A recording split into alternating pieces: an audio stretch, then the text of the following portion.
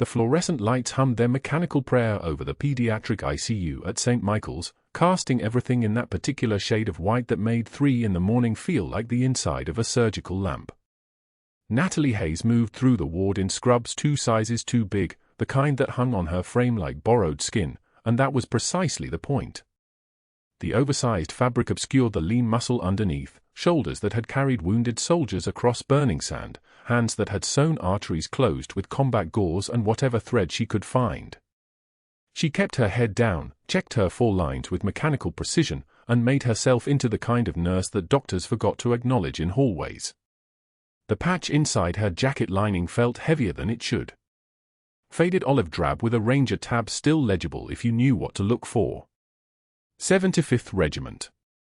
She touched it sometimes, a habit she couldn't break, a tether to the person she wasn't supposed to be anymore. Her left leg carried a 3-degree limp from a mortar blast outside Sanjan Valley, minor enough that nobody in administration had flagged it, significant enough that she had to think about every step during 12-hour shifts. Pain was information. Pain was data. The slight ache reminded her to stay invisible. 8-year-old Marcus Chen lay in bed 7, his small frame dwarfed by hospital equipment. His father was General Chen, commander of all Special Forces operations, the kind of man who controlled thousands of soldiers with a whisper, and couldn't control his son's fever with all the medicine in San Antonio. The boy had been admitted 3 weeks ago with a mysterious infection contracted during a visit to his father's forward base in Helmand Province. Natalie had read the chart twice, fever spiking to 104.8, white count elevated to 17,400, cultures growing something resistant to second-line antibiotics. Something that shouldn't exist outside a CBRN containment facility. She adjusted Marcus's for drip, saline solution, running clear through a 14-gauge catheter, and watched the boy's face slacken in medicated sleep. His chest rose and fell with the shallow breathing of a child whose body was running a war it couldn't win. 3 weeks of aggressive antibiotic protocols. 3 weeks of fever patterns that made no sense. 3 weeks of something nobody wanted to name out loud. That was when she noticed the discrepancy.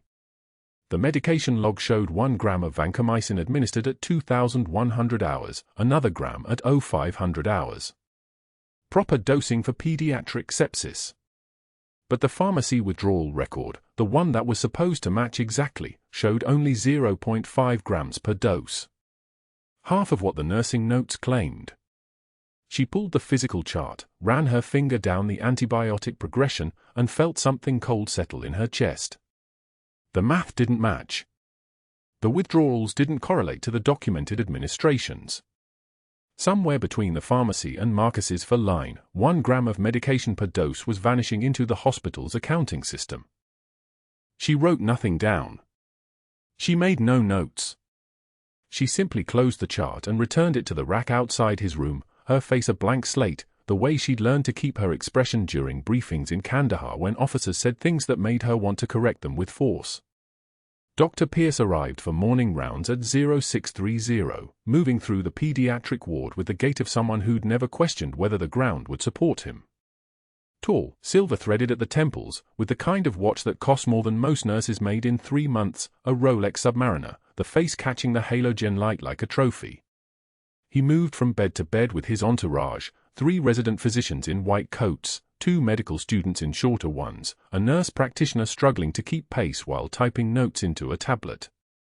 Natalie stood at the medication cart, charting vitals in the computer system, and made herself part of the furniture. The kind of nurse who blended into the beige walls and institutional linoleum. That was the job. That was always the job. Pierce stopped at Marcus's bed. Chen's the general's son, correct? His voice carried that particular inflection, not quite a question, more like thinking out loud in front of an audience. The residents leaned in, pens poised over their notebooks. 3 weeks of fever despite multiple empiric regimens. Progressive infection. What does that tell us about the immune system? One of the medical students raised her hand hesitantly. Pierce didn't acknowledge her. Instead, he turned and locked eyes directly on Natalie across the unit. Miss Hayes, isn't it? You've been charting on this patient since admission. Walk us through the antibiotic timeline. Natalie's hands didn't pause over the medication cart. She turned with the kind of calm that came from having survived things worse than a condescending physician. Started on ceftriaxone and vancomycin day 1. Switched to meropenem day 4 due to clinical deterioration. Added gentamicin on day 7. Current protocol is vancomycin monotherapy, 1 gram every 6 hours. And has the fever responded? No, doctor. Pierce's smile was thin. Then perhaps the issue isn't the antibiotic selection. Perhaps the issue is that we're allowing technical school graduates to manage complex pharmacology without understanding the deeper pathophysiology. He turned back to his residents, and his voice took on the cadence of a lecture. This is precisely why we can't have nurses making treatment recommendations. They see the protocol, but they don't understand the reasoning. They follow orders like algorithms, and when the algorithm fails, they simply add another medication without considering whether the original diagnosis was even correct. The resident's eyes flicked toward Natalie, some with sympathy, one with barely concealed contempt.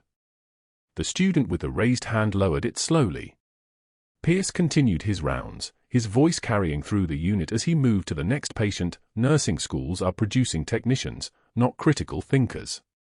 Which is fine, we need people to run fours and document vitals. But never, ever mistake technical competence for clinical judgment. Natalie returned her attention to the medication cart. Her jaw didn't clench. Her hands didn't shake. The tremor that moved through her body wasn't fear, it was restraint, the weight of 17 years of military discipline keeping her still when every instinct screamed to correct him. She had performed 43 field surgeries in Kandahar. She had kept soldiers alive in conditions that would have killed them in any civilian hospital. She had received a Navy Commendation Medal that nobody in this building knew existed. But here, in the pediatric ICU of St. Michael's, she was just another nurse in oversized scrubs who needed to stay invisible. The rounds moved through the unit and Pierce disappeared into the attending's office. Natalie continued charting, her fingers moving across the keyboard with the muscle memory of a woman who had documented casualty reports, supply manifests, and the last moments of soldiers who didn't make it to evacuation. Marcus's fever curve was still climbing. His white count hadn't dropped. His urine output was declining, which meant his kidneys were beginning to struggle against whatever infection was inside him. She pulled his chart again during the morning shift change, studying the medication progression with fresh attention.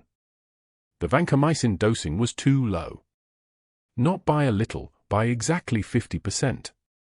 Consistent discrepancies across all 3 weeks of his admission. Withdrawal records didn't match administration records. And nobody had noticed because nobody was looking. The attending physician saw the documented doses and assumed the protocol was working. The residents copied the same orders every shift.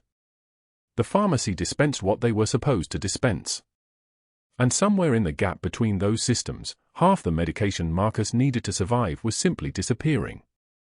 That wasn't incompetence. That was deliberate. The rest of the morning shift passed in that particular state of hypervigilance that Natalie had learned to maintain without appearing alert. She changed 4 bags. She monitored Marcus's vitals every 2 hours.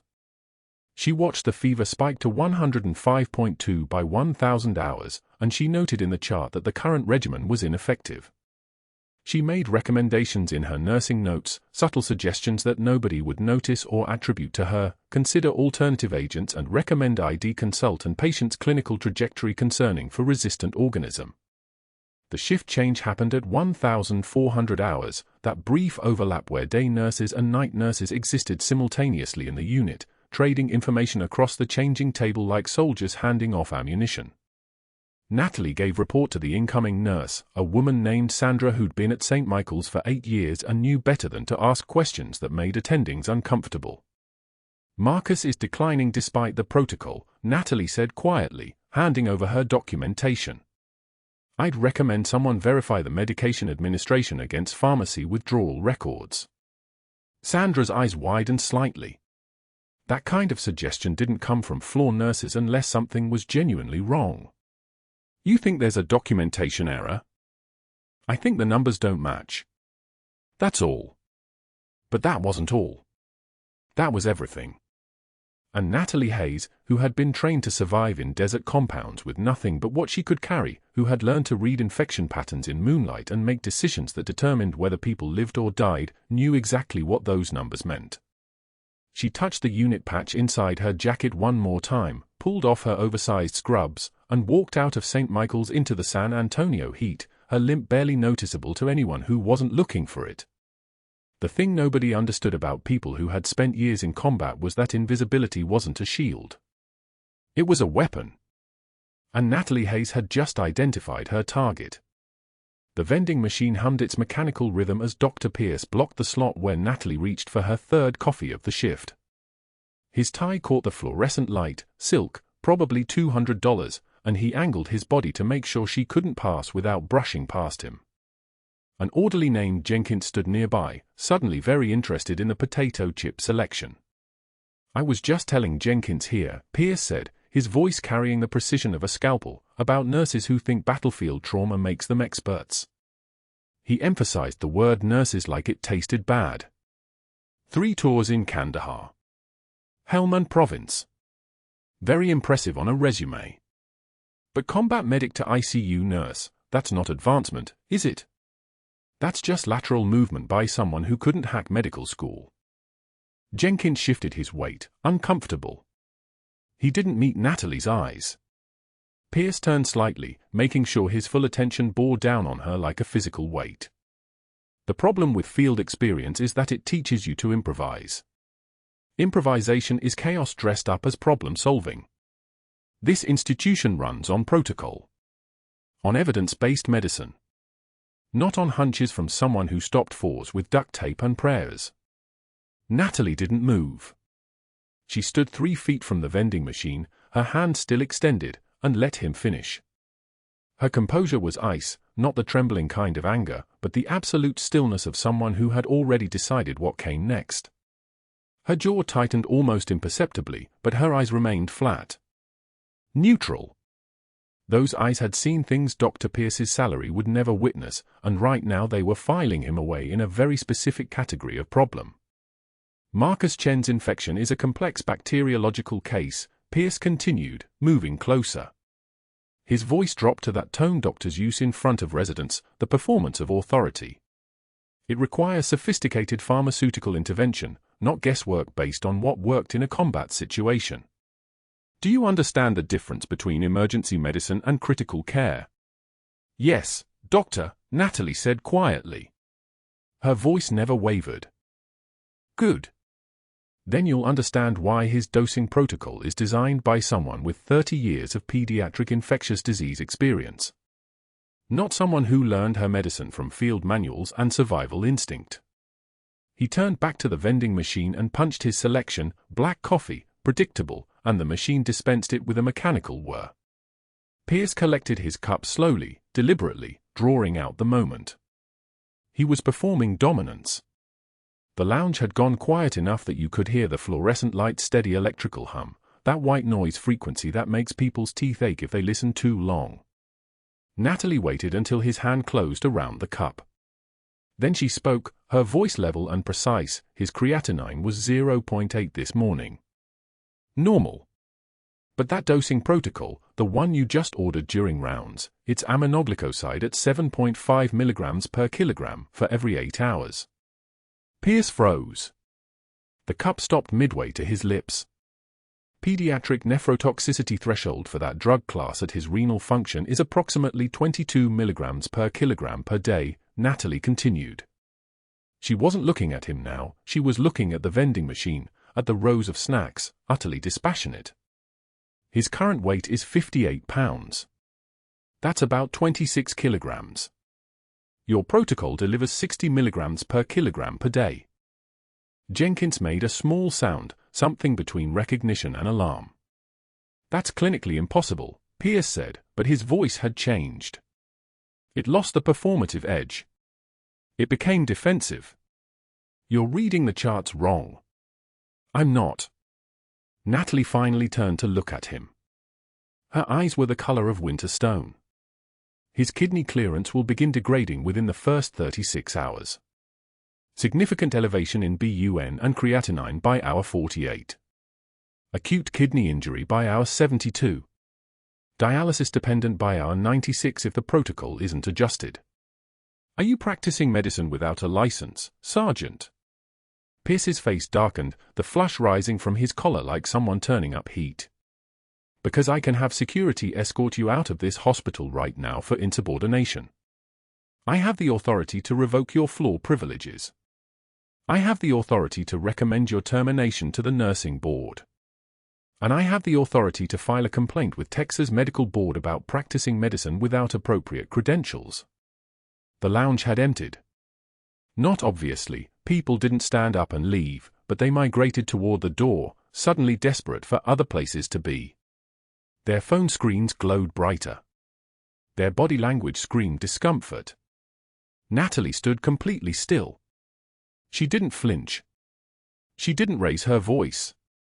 She waited until Pierce had finished his entire threat, until his breathing got heavier and his knuckles whitened around the coffee cup. Then she fixed him with that flat stare, the kind of stare that comes from having ordered a soldier's body bag, the kind that comes from holding a dying child in an IED blast radius and knowing there was nothing left to save. That protocol you just ordered will shut down his kidneys in 4 hours, she said, each word precisely enunciated. But I'm sure you'll find a nurse to blame when it happens. She turned and walked out. Her footsteps echoed on the tile floor, measured, unhurried, the gait of someone who had nothing left to lose. The sound of her shoes moving away through the corridor was the only noise in the suddenly vast silence she left behind. Pierce stood frozen by the vending machine, his face dark enough that Jenkins took an involuntary step backward. What Pierce didn't know, what no one in that lounge could have known, was that Natalie had spent the previous 72 hours photographing Marcus Chen's pharmaceutical records. She had accessed the hospital's billing database through a back door that Langley had coded into her nursing credentials. She had cross-referenced every single medication Pierce had ordered against every single dose that nursing staff had actually administered. The pattern was unmistakable: aminoglycosides ordered, documented, and charged at premium rates. Saline substitutions actually delivered. The difference pocketed, not in obvious sums that would trigger audits, but in small consistent increments. $40 here. $60 there. A boy dying in an ICU bed because a doctor had decided his life was worth less than the pharmaceutical markup. But there was something else in those records that made Natalie's blood run colder than any threat from Pierce could. The infection itself. Marcus's bacterial profile didn't match any documented pathogen. The culture results were stamped with dates that predated his admission by 6 weeks. Someone had planted false data in his medical file. Someone had wanted his actual infection misidentified. And Natalie understood, with the terrible clarity of someone trained by the United States Army Special Forces, that she wasn't investigating a negligent doctor anymore. She was investigating a cover-up. Thursday morning, when she checked the schedule, her name wasn't on the ICU rotation. She was reassigned to the surgical floor, a lateral move that looked neutral on paper but that isolated her from Marcus's care entirely. When she approached the charge nurse, Sarah Martinez, the woman's eyes went somewhere else entirely. "It's not my call," Sarah said, not meeting her gaze. Dr. Pierce requested a different care team for his patients. Did he request a specific reason? Natalie's voice was perfectly controlled. He said there were compatibility issues. Clinical style differences. Sarah was reading from something, words that weren't hers. "You'll be working pediatric post-op recovery. It's a good rotation." It wasn't a good rotation. It was a rotation that put Natalie in a different unit, on different floors, with no reason to be near Marcus Chen's room. It was systematic. Surgical. Exactly how someone trained in operational security would isolate a threat. Friday, when Natalie tried to access the pediatric ICU records from her hospital login, her credentials returned an error message: insufficient privileges for this department. She tried the nursing supervisor. The response was a form that said her access had been administratively restricted pending credential verification. No timeline. No explanation. Just the slow machinery of institutional power grinding away at her clearance like a knife on a whetstone. That night, sitting in the hospital parking lot with rain hammering the windshield, Natalie's burner phone buzzed. Encrypted message.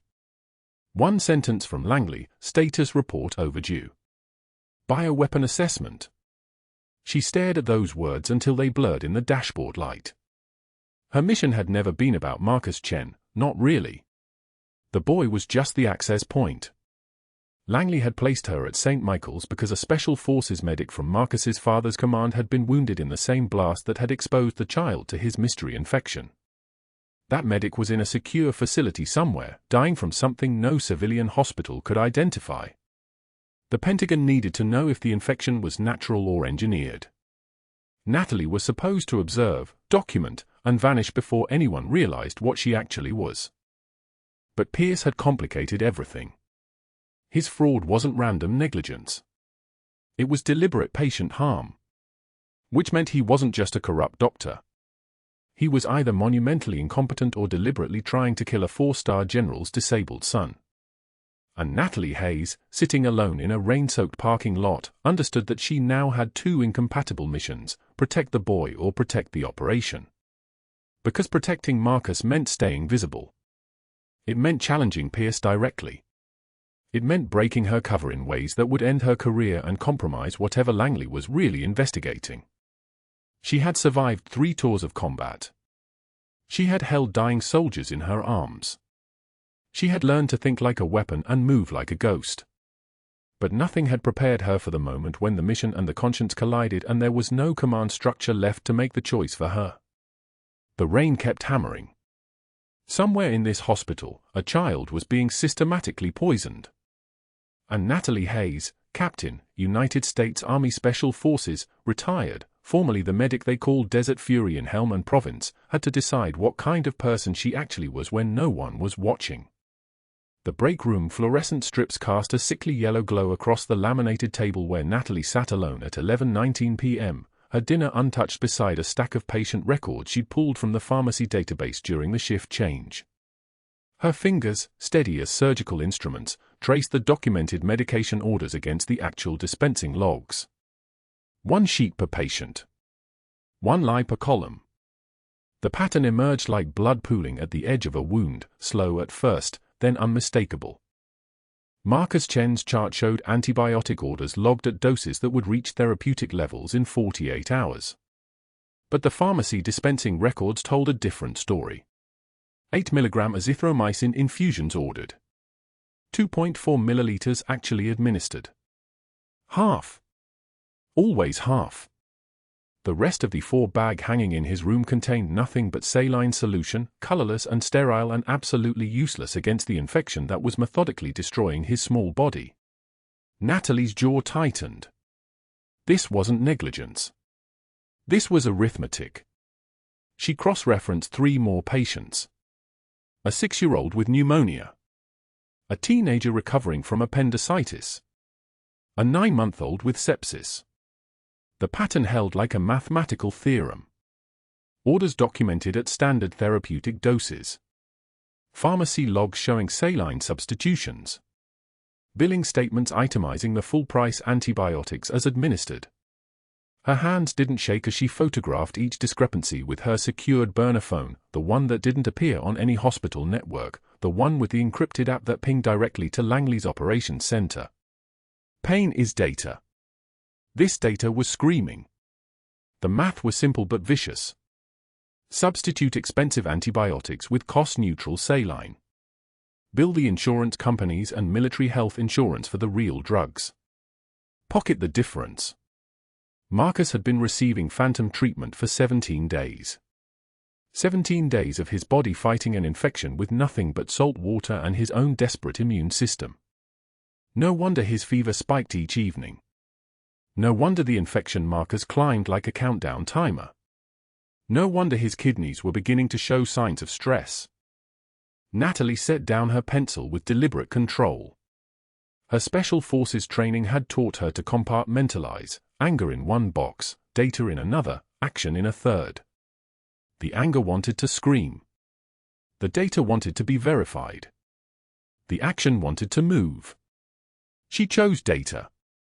She pulled the billing statements next, cross-referencing the pharmaceutical company codes against the hospital's cost accounting system. Dr. Pierce had initiated 847 antibiotic orders across the pediatric ward in the past 3 months. That was statistically improbable. That was systematic. The kickback scheme was elegant in its brutality. Substitute the medication. Bill full price. Receive pharmaceutical company bonuses for high-volume prescribing patterns. Repeat. The math across 17 days and 8 patients meant Pierce had generated approximately $47,000 in fraudulent billing and personal profit while 8 children received saline instead of life-saving treatment. One of those children was the 4-star general's disabled son. One of those children was Marcus Chen, whose medic father had bled out in Helmand Province, whose infection vector remained classified, whose recovery was essential to Natalie's actual mission, the one that had brought her to this fluorescent-lit break room at midnight with a stack of lies staring her in the face. Her secured phone buzzed silently against the table. Single message. No sender identification. Just text, Agent Hayes. Infection source remains unknown. Biological weapon hypothesis active. Marcus Chen immune response critical to sample analysis. Status report required within 24 hours. Extraction protocol standing by. Langley wasn't asking how she was holding up. They were asking about the infection. They were asking whether Marcus would live long enough to provide the biological data they needed. They were asking whether the classified weapon that had killed his medic father in a blast near forward operating base shank was replicating in the boy's bloodstream, whether they could identify it from his immune markers, whether the Department of Defense had a new pathogenic threat to catalog and weaponize and prepare defenses against. And the answer was becoming increasingly obvious. If Dr. Pierce's saline substitutions continued for more days, Marcus wouldn't be alive to provide anything except a funeral. Natalie deleted the message and stood, her movements precise and unhurried. The break room was empty. The ICU beyond these walls was running skeleton crew on the night shift, standard Tuesday skeleton crew, which meant only 3 nurses on the pediatric unit and 1 attending physician for 18 acute care beds. Dr. Pierce was sleeping in the on-call room. He always slept from midnight to 3 a.m. Professional habit. Arrogance. The belief that nothing could go wrong while he was resting. She'd observed this for 9 days now, timing his patterns like a hunter tracking prey migration. He slept like a man with nothing to fear. But that wasn't the worst part. The worst part was that every hour Marcus remained on phantom treatment, his immune system, already weakened by 17 days of fighting an infection without pharmaceutical support, deteriorated further. His body temperature had climbed to 104.2 this evening. His renal function markers were showing stress. His white blood cell count had plateaued, which meant his natural defenses were exhausted. He was 3 to 4 days away from septic shock. He was 3 to 4 days away from respiratory failure. He was 3 to 4 days away from becoming a statistic in the column of pediatric ICU mortality rates that were already running 3 times the national average at St. Michael's. 3 to 4 days. Langley's extraction protocol was standing by. General Chen's disabled son was coded in the CIA's classified database as Subject Chen, Marcus, Biological Sample Priority Alpha. The infection that Natalie was supposed to identify was becoming harder to identify on a dead child than on a living one. She understood the calculation her handlers had made. She understood that her primary mission was intelligence, not humanitarian intervention. She understood that children die in hospitals every day, that casualties were acceptable in intelligence operations, that Marcus was technically a classified asset, not a patient. She understood all of that. And she was about to break every protocol she'd ever sworn to uphold. Natalie moved through the ICU corridor at 12:13 a.m. with the quiet authority of someone who belonged there. Her badge clipped to her scrubs. Her stride purposeful. A nurse checking on patients in the dark hours before dawn was invisible, unremarkable, part of the accepted rhythm of hospital night shifts. Marcus's room was 6th on the left. She could see his small form beneath the monitoring array, wires and tubes tethered to his body like technological lifelines. His fever had burned his skin a deep red. His breathing was shallow, labored, fighting against lungs that were beginning to fill with the fluid that saline solution couldn't prevent. She stepped into the room and closed the door with quiet precision. The machines continued their electronic chorus, monitor beeping in steady rhythm, ventilator wheeze cycling every 4 seconds, the pump clicking its incremental deliveries. She checked the saline bag. Still 3/4 full. Still dripping its useless salt water into the boy's vein. She would replace it tomorrow during the shift change when Pierce was distracted. She would ensure actual antibiotics flowed into his bloodstream. She would order the tests that would clarify the infection source. She would collect the biological samples that Langley needed. She would save the child. And when she did, everything would collapse. Dr. Pierce would recognize the medication change. He would understand that someone had accessed his records. He would initiate his fail-safe protocol, the one he'd already loaded into the system 3 weeks ago, the phantom complaint to hospital administration about a nurse practicing medicine without a license, the formal complaint to the state nursing board, the background check request he'd already filed with Immigration and Customs that was probably sitting on a desk somewhere waiting for his trigger word to activate. She would be suspended within hours. She would be extracted within days. Her undercover operation would be terminated before she could provide Langley with the biological data they actually needed. But Marcus would live. That calculation was no longer negotiable. Natalie turned from the sleeping child and left the ICU corridor, her heart rate steady, her breathing controlled, her hand steady as surgical steel. The faded unit patch sewn inside her jacket lining, 75th Ranger Regiment, embroidered in thread that had survived 3 combat tours and 2 near-death experiences, felt like it was pressing against her ribs with the weight of 17 years of warfare. This was what happened when you put a trained operator inside an institution she'd never been equipped to navigate. This was what happened when you gave a soldier a stethoscope and orders to watch a child die slowly for intelligence priorities. This was what happened when you forgot that operators were trained to complete their missions, and sometimes their missions conflicted with their conscience. She had 14 hours before she was going to blow apart everything Dr. Pierce had constructed. 14 hours before she was going to save a child and end her career. 14 hours before she was going to step across a line that had no retreat, no backup, no extraction protocol that could bring her back from what she was about to become. Natalie returned to the break room, sat down at the laminated table, and deleted every photograph she'd taken of Dr. Pierce's fraud scheme. Then she closed her eyes and began to plan the operation that would destroy him.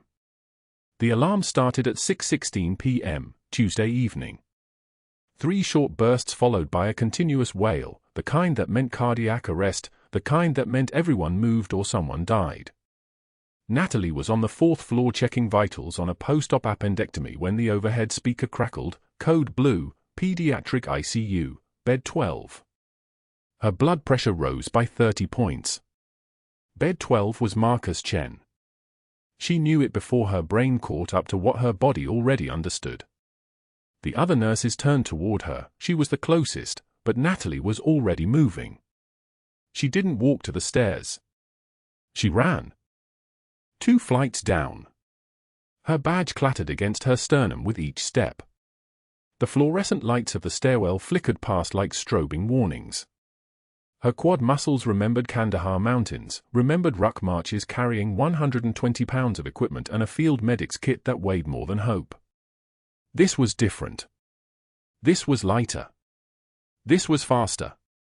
She hit the ICU corridor at a near sprint, her scrubs 2 sizes too big flapping like a flag being carried into battle. The resuscitation was chaos wearing a white coat. The entire code team had assembled, 2 residents, 3 nurses, a respiratory therapist, an attending who wasn't Pierce, thank God, but they were frozen in the kind of paralysis that comes when no one is leading. Marcus was grey. Not the pale grey of anemia. The dark grey of a child whose oxygen saturation had been in free fall for long enough that his lips had lost their color entirely. His monitor showed a rhythm that looked like a seizing electrical storm, rapid, disorganized, the cardiac equivalent of a scream. Dr. Pierce stood at the foot of the bed with a chest tube kit open on the Mayo stand, his hands trembling as he fumbled with tubing that he clearly didn't know how to connect. The kit looked like a mechanical puzzle assembled by someone who'd never seen a body before.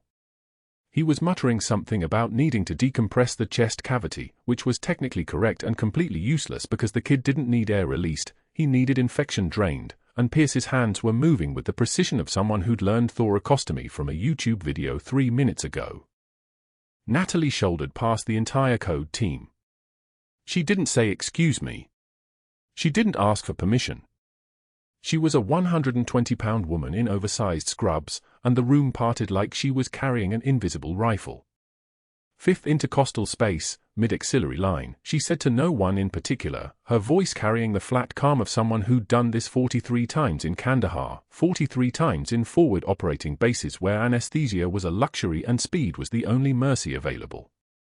Her hands didn't shake. Her hands never shook. She grabbed a number 10 blade scalpel from the crash cart. Not the chest tube kit. Not whatever Pierce had been attempting. Just a scalpel, the same tool she'd carried in a blood-stained pouch through the Helmand Valley. Her left hand found Marcus's rib cage, palpated the landmarks with the muscle memory of 3 deployments, first rib just below the clavicle, count down, find the space between bone, the place where infection pooled like a secret. She felt the anatomical landmarks like reading Braille written in fever. 1 incision. Decisive. The kind of cut that looks violent in hospital corridors but looks like salvation when it's the difference between breathing and drowning. Her gloved fingers swept through the opening, felt the resistance of inflammatory fluid, the thick viscosity of infection that Dr. Pierce's phantom antibiotics had never actually touched. Because those antibiotics, the ones documented in Marcus's chart, the ones billed to the Department of Defense at $450 per dose, had never made it into the boy's veins. They'd been replaced with saline. Salt water. The price of Dr. Pierce's house payment. The cost of a fraud scheme that had slowly suffocated a child while paperwork claimed he was being saved. The infected fluid drained in a rush that splattered across her gloves, her scrubs, the white sheet beneath Marcus. It looked like motor oil mixed with watered-down blood. It looked like poison.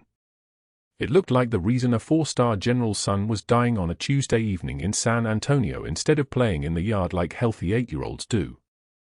"Give me high-flow oxygen," she said. Not asked. Stated. The voice of someone accustomed to being obeyed. The respiratory therapist moved without hesitation. A non-rebreather mask appeared in Marcus's face. The oxygen concentrator hummed to full capacity, the sound of air being forced toward life. Natalie watched his numbers climb. Saturation at 68 when she arrived. Climbing now. 72, 78. 84, the monitor's alarm stopped screaming. The rhythm began organizing itself into something that resembled a heartbeat, irregular but determined, the cardiac equivalent of someone waking up. Marcus's lips pinked up. His small chest rose and fell with the rhythm of air finally reaching his alveoli. The kid's eyes fluttered. He was coming back. The entire code team stood motionless. They watched a night shift nurse in baggy scrubs perform an emergency thoracostomy with a scalpel from a crash cart and no anesthesia. They watched her save a child who would have died in the next 3 minutes, maybe less. They watched Dr. Pierce watch the procedure with an expression that cycled through shock, humiliation, and something darker, something that looked like the exact moment a man realizes he's been exposed and chooses retaliation over shame. He stepped back from the bedside. His hands were still trembling, but not from medical incompetence anymore. His jaw clenched. His breathing accelerated. He pulled out his phone with the precision of someone carrying out a plan he'd been rehearsing for exactly this moment. The first call went to hospital administration. A nurse just performed an emergency thoracostomy without a physician's order. Without proper licensing. In front of multiple witnesses. "I need her suspended immediately pending investigation." His voice was smooth, conversational, the tone of a man accustomed to being believed. "The patient is stable now, yes, but this is a serious breach of protocol. I'm documenting this as a formal incident report. Natalie didn't look at him. She was checking Marcus's airway, confirming tube placement, asking the respiratory therapist to pull a blood gas analysis. Her composure was absolute. The kind of composure that comes from having already survived the worst and learned that showing anger only gives your enemies satisfaction. The second call came within minutes. Pierce had stepped into the hallway. State Nursing Board? I need to file a formal complaint against a registered nurse working at St. Michael's. Name is Natalie Hayes. She performed a surgical procedure without a license. Yes, I'm a physician on staff. Yes, I witnessed it personally. He was building a case with the precision of a prosecutor, laying bricks for a wall that would bury her career. But it was the third call that made Natalie's encrypted phone suddenly feel heavy in her pocket. Pierce was speaking quietly now, but his words carried through the ICU hallway like a knife. Immigration and Customs Enforcement. I need to request a deep background check on someone I suspect may be working under a false identity. Her military records don't align with her employment history. Yes, immediately if possible. Natalie's hands were still on Marcus Chen's chest tube, still monitoring his breathing, still performing the work of a nurse, but her mind had already pivoted to strategic calculations. Langley had 3 days to extract her before ICE ran a background check that would reveal the classified mission parameters. 3 days before her cover identity disintegrated. 3 days before the intelligence operation to identify whether Marcus's infection was a weaponized pathogen would be terminated by a doctor who decided that protecting his fraud was more important than saving a child.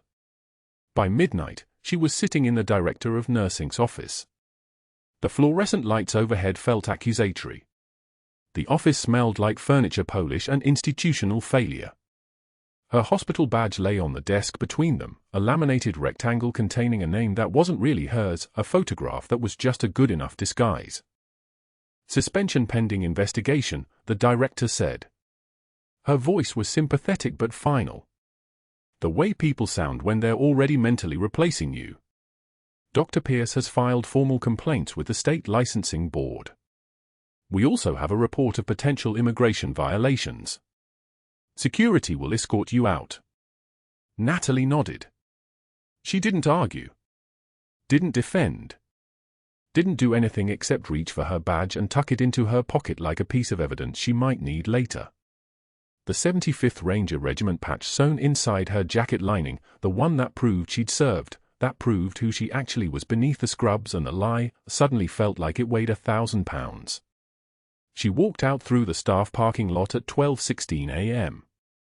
The rain had started somewhere around 11 p.m., the kind of Texas rain that came from nowhere and hammered everything indiscriminately. Water pooled in the potholes. Lightning painted the sky in shades of white and silver. Natalie didn't run to her car. She walked through the rain as if it didn't dare touch her, which it did anyway, soaking through the thin cotton of her borrowed scrubs. At Lucky's Diner on Commerce Street, she sat alone in a vinyl booth and stared at a cup of coffee that had gone cold hours ago. The window reflected her face back at her, not the decorated captain who'd earned a Silver Star for actions under fire, not the operator who'd led 17 combat medical operations and maintained a 96% survival rate under conditions where ammunition was rationed and hope was a weapon. Just a woman in oversized scrubs with wet hair and the expression of someone who understood that she'd failed the mission. Her encrypted phone buzzed with a single message, extract protocol initiated. She was being pulled out. The intelligence operation was over. Langley had terminated her assignment because Dr. Pierce's paranoia had become a bigger threat than his fraud. She'd been 1 day away from confirming whether Marcus Chen's infection was biological warfare or just the collateral damage of a man stealing from families who had nowhere else to turn.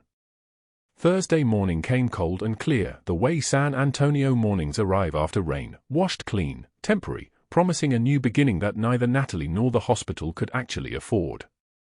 2 federal marshals arrived at St. Michael's at 9:15 a.m., flanking a shackled detainee being transported for court-ordered medical treatment before extradition. The man was a Taliban commander named Farid Qasimi, recently captured in Kandahar province, his hands cuffed to a waist chain, his eye suggesting he'd spent the last 6 weeks deciding which prison or grave he preferred. Natalie was in the lobby collecting her final paycheck, severance, they called it, like they were doing her a favor, when the commotion started. Marshals moving with the coordinated precision of federal agents. The detainee being wheeled through on a gurney, his morphine drip already running, his left leg wrapped in pressure dressings where an IED had taken most of his calf. Then he looked up. His eyes moved across the lobby the way a sniper scans a valley, systematic, hunting for threats. Then they stopped on her face. They locked. His body went rigid against the leather restraints. The marshal nearest him tensed, hand dropping toward his side arm, because they didn't understand what was happening, didn't recognize the expression of a man seeing someone he thought was dead. Qasimi whispered something in Pashto. Then louder, loud enough for the marshals to hear clearly, Ka-Ibiarban. The Desert Fury. The word hung in the lobby air like a curse and a prayer. One marshal's radio immediately crackled with urgent chatter. The other was already making phone calls, military intelligence, possibly Pentagon liaison, definitely people who understood that a detainee identifying a classified operator by her operational call sign meant that something very significant had just compromised the entire scenario's security architecture. Within an hour, the lobby had transformed. Military presence. Intelligence personnel. The kind of institutional reorganization that happens when someone senior decides they need answers fast. Natalie was in the suspended employee waiting area, trying to make herself invisible the way she'd been trained when the black SUV arrived. The man who stepped out of it had 4 stars gleaming on his collar and the bearing of someone accustomed to the world reorganizing itself according to his preferences. General Marcus Chen, 4-star commander of all Special Forces operations, father of the 8-year-old who'd almost died in a pediatric ICU bed on Tuesday evening, walked through St. Michael's front entrance like he owned the building. A Marine captain followed behind him, carrying a folder. They found Natalie in the waiting area where she'd been assigned to sit until her escort arrived. General Chen opened the folder without preamble. Without apology. Without the kind of bureaucratic pageantry that usually surrounded military commendations. Captain Natalie Hayes, he read, his voice formal and carrying the weight of institutional authority that only 4-star generals could manufacture, for conspicuous gallantry under fire while leading combat medical operations across 17 engagements. A resident physician who'd been present during grand rounds, present when Dr. Pierce had humiliated her publicly, stopped mid-stride in the hallway. His chart nearly fell from his hands. "Captain," he whispered. Resulting in a 96% survival rate under conditions where ammunition was rationed and medical support was unavailable. The receptionist at the front desk had frozen. Her hands hung above her keyboard like someone had paused the video of her life. The Silver Star for actions on November 12 when Captain Hayes exposed herself to enemy fire to evacuate wounded personnel from a compromised position. A nurse who'd watched Pierce dismiss her at the vending machine, the nurse who'd heard him say that technical schools had no business graduating people, started crying silently into her computer. The door to the administrative corridor burst open. Dr. Pierce emerged, his face already turning red, his voice already rising. "Unauthorized visitors in a hospital. This is a medical facility, not a military staging ground, and this woman is suspended pending." General Chen turned slowly. 4 stars caught the fluorescent light. His voice didn't rise. His voice didn't need to. "Doctor," he said, "the Pentagon asked Captain Hayes to investigate why military-dependent mortality rates at this facility are 3 times the national average." The color drained from Pierce's face like someone had pulled a plug from his chest. Natalie closed her eyes for exactly 1 second, the only moment of visible emotion she allowed herself, and in that darkness she saw Marcus Chen's oxygen saturation climbing. 72, 78, 84, climbing toward life. Climbing because she'd had the skills to act when everyone else had frozen. The quietest person in the room might be holding it all together. By midnight, the hospital had already filed the paperwork. Practicing medicine without a license. Insubordination. Operating outside her scope of practice. Natalie sat in the administrative office while the director, a woman who'd never looked her in the eye before, read the charges aloud like a judge pronouncing sentence. Suspension, effective immediately. Pending investigation. Security would escort her out. Her badge clattered onto the desk, the sound like a coffin nail. The parking lot was empty at 3 a.m. Rain hammered the asphalt of Lucky's Diner on Commerce Street, turning the lot into a mirror of neon and shadow. Natalie sat in a vinyl booth, her coffee long gone cold, the ceramic cup leaving a ring on the laminated table like a target someone had painted there. Through the black window, she watched her own reflection stare back, not Captain Natalie Hayes, decorated with a silver star, commended for a 96% survival rate across 17 field engagements in Kandahar. Not the soldier who'd held her own on the battlefield and never lost her composure under fire. Just another nurse who couldn't protect the people she was supposed to save. Her encrypted phone had buzzed at 2:19 a.m. One message from her handler, extract protocol initiated. 3 words. That was all it took to confirm what she already knew, mission compromised. The biological agent unidentified. Marcus Chen still infected, his condition now in the hands of a hospital that didn't know what they were looking for. The medic from Helmand Province, the one wounded in the same blast that had infected the boy, would have to be debriefed by someone else. And Langley would have to find another way inside St. Michael's. She'd failed to stay invisible. She'd chosen a child over the mission. And in intelligence work, that choice meant getting extracted like you'd become a liability. The faded patch inside her jacket lining felt like it weighed 1,000 pounds. 75th Ranger Regiment. She pressed her hand against the fabric through the scrub top, feeling the thread that held it in place. Hands that had sutured wounds in the dark. Hands that had held lives together across 17 operations. Hands that had performed an emergency thoracostomy with a scalpel from a crash cart because a child's fever had climbed to 106 degrees and Drive Pierce had no idea what he was doing. Those same hands had just ended her cover. Her mission. Maybe her career. The waitress refilled her coffee without asking. The steam rose like ghosts. Natalie didn't drink it. Thursday morning arrived like judgment. 11 a.m., federal agents with a warrant walked through the St. Michael's administrative entrance. Defense Criminal Investigative Service. 3 investigators in dark blazers, moving with the fluid precision of people who knew exactly what they were looking for. The hospital director's face went pale. The chief medical officer made 3 phone calls that went nowhere.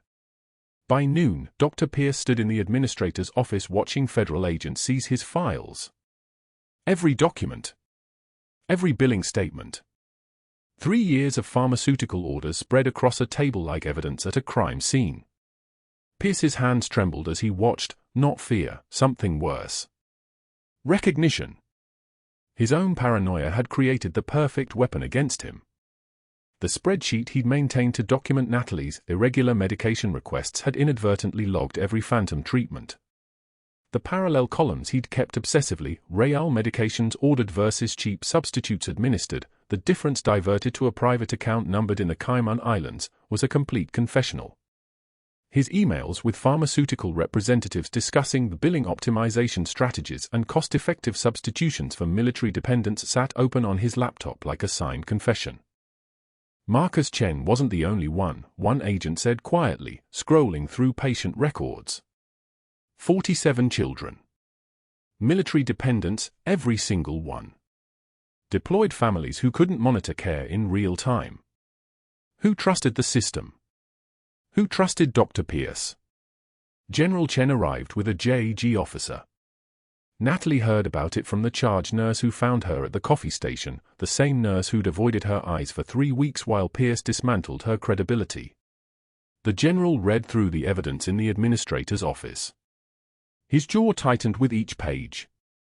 When he spoke, his voice was quiet, which made it worse. My son almost died because this man was pocketing antibiotic money. 1 phone call. That's all it took. The call went to the Pentagon. By afternoon, Defense Department investigators arrived. The hospital's legal team tried to negotiate quietly, tried to protect the institution's reputation, but General Chen wasn't interested in quiet. The story leaked to military medical oversight. The state medical board got copies of everything.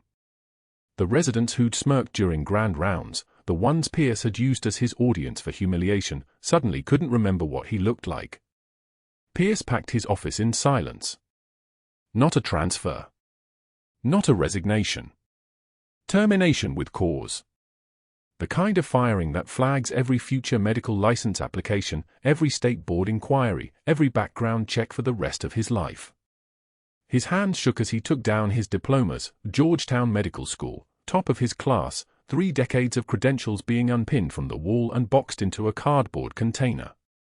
The attending who'd frozen during Marcus's code blue was already telling anyone who'd listened that he'd always suspected something. Nobody told Pierce goodbye. The hospital administrator walked past his office exactly once. Didn't stop. Didn't speak.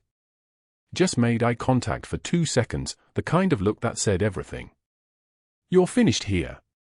You're finished everywhere. 2 months later, the walls of St. Michael's pediatric wing had been repainted. New director. New protocols. Defense Department Medical Affairs oversight.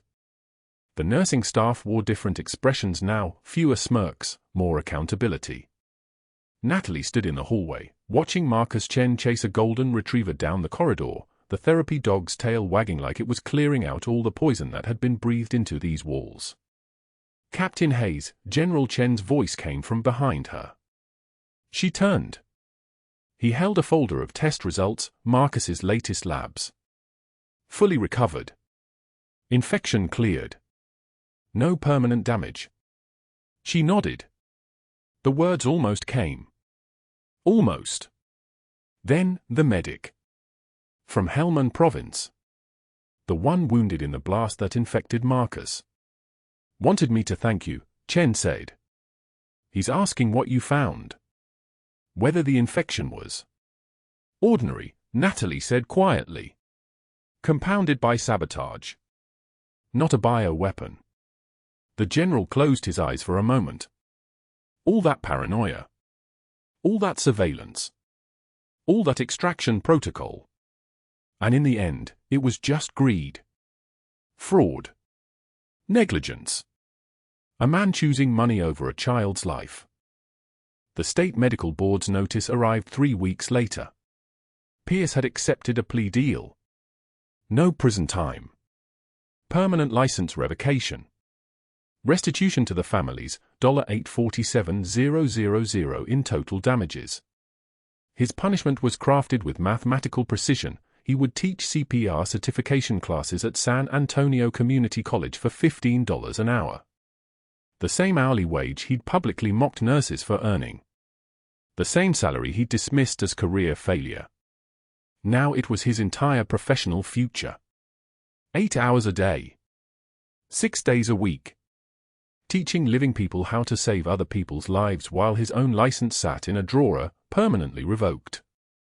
Natalie's official orders arrived on a Tuesday. Her rank reinstated. Her security clearance restored. Assignment to DoD Medical Investigative Services, reporting directly to the Pentagon's Medical Fraud Division. The failure of her mission had somehow become her credential. The method she'd used to stay alive in Kandahar, the observation, the patience, the ability to see what was wrong when everyone else accepted what they were told, those skills had value after all. Just not where she'd expected to use them. Marcus wrapped his arms around her waist without warning, nearly knocking her backward. Natalie caught her balance with the muscle memory of 17 field operations. "Dad says you saved my life," the boy said, his voice muffled against her scrubs. She placed one hand on his head. "Your father's the one who got me here." General Chen saluted. Captain Hayes returned it, the first time she'd worn her rank openly in this building, the first time anyone in St. Michael's had known who she actually was. The salute was formal. It was also goodbye. He'd returned to his base. She'd returned to the Pentagon. Marcus would grow up in a hospital that finally felt clean. Walking out through the St. Michael's entrance, Natalie passed a young nursing student in scrubs 2 sizes too big, trying to look invisible in the hallway. The girl couldn't have been more than 22. She had that particular expression, the one that said she didn't belong here, that everyone knew it, that she was just waiting to be discovered as a fraud. Natalie almost smiled. The parking lot was gold with sunset, San Antonio spreading out beneath October sky like a watercolor someone had painted in shades of orange and amber. Her truck was where she'd left it. Her gear was packed. The faded unit patch inside her jacket lining had traveled through surgery and suspension and interrogation and vindication, still exactly where it had always been. The charge nurse who'd avoided her eyes for 3 weeks stopped her at the exit. "Captain Hayes. We should have backed you up." Natalie nodded once. "Not forgiveness. Not quite. Just acknowledgement. Sometimes you don't see the person holding everything together until after you've watched them put it down." She drove north toward the highway, toward whatever came next. Behind her, St. Michael's pediatric wing glowed in the fading light. A child's laughter still echoing off clean walls. A general reading discharge papers. A doctor teaching CPR for minimum wage, finally understanding what it meant to be powerless. And somewhere in the building, the quiet people, the ones in scrubs 2 sizes too big, the ones who stayed invisible, kept the machinery of life and death running, moment by moment, shift by shift, the way they always had. The quietest person in the room might be holding it all together. Like this video if you support our troops. And if you or someone you love has served, let us know in the comments, we'd be honored to hear from you. Subscribe and let's get back to the story.